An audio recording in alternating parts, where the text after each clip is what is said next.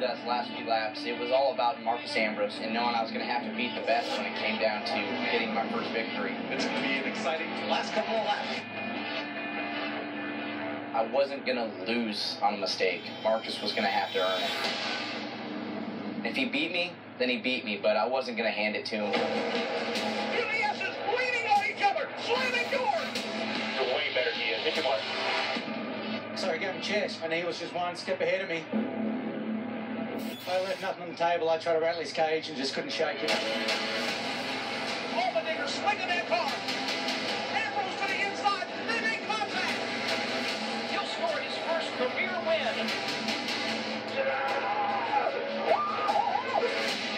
There was so much emotion, pure joy, excitement, relief. That all came out at once, but that's a moment that I'll never forget. And A.J. Allmendinger would like to experience that elation once again now that he's come back to a racetrack that he's won. He is always considered one of the wild cards that could win and get himself into the chase. Dave? No elation right now, Rick. Here's his recent radio.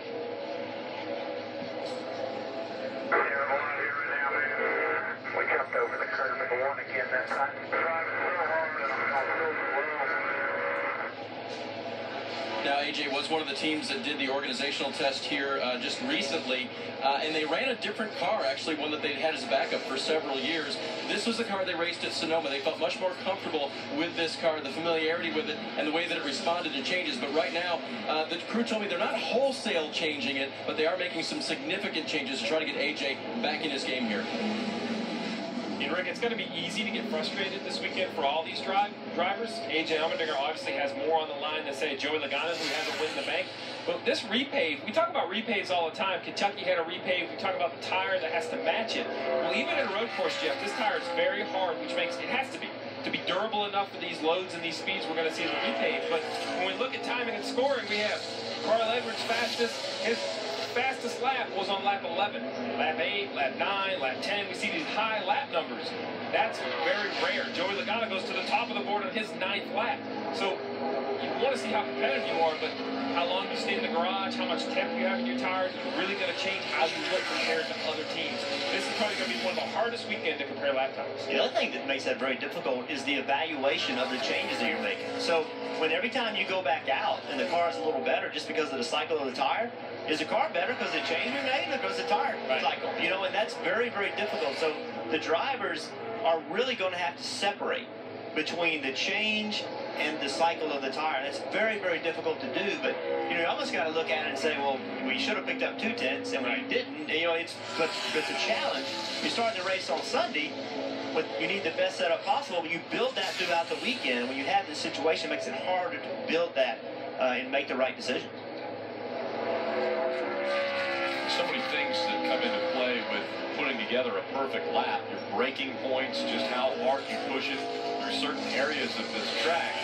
Remember, a good lap at this track is 70 seconds right now. 70 seconds. And all the different turns that you have to go through, as well as braking, shifting. A lot of things can happen, and you're talking about 0.2 of a second, potentially. Well, it's not just speed, Rick. You know, this race, with the tires the way they are, not falling off on lap time, strategy, strategy, strategy. And part of that strategy needs to be, can you save enough fuel? We saw Kevin Harvick right here in front of Joey Logano. This is coming to the checkered. Right around the last corner, turn 7. Kevin Harvick goes in, gives him a little shot before it's out of gas. Joey Logano wins the race. So, Jeff, we talk about setup, but also in these short hour-and-a-half practices, new tire, new pavement, new setup. Oh, and by the way, trying to work out some fuel mileage off Well, we're on week 3 of that, right? That's right. Indy, Pocono, Watkins Glen. And it's 3 completely different racetracks, all have similar strategies. So we've seen, you know, we saw last weekend, Chris Buescher was able to use a strategy to get a win. You know, the 18 car, he just outran everybody at Indy, but he also had the strategy of being in the front at the right time. So the strategies are very difficult here, and this tire changes that game a little bit also, because now bidding for tires may not be an advantage at all. So you just want to stay on the racetrack as long as you can, most likely. A lot of drivers doing double duty too, Rick. Absolutely. Joey Logano, one of those.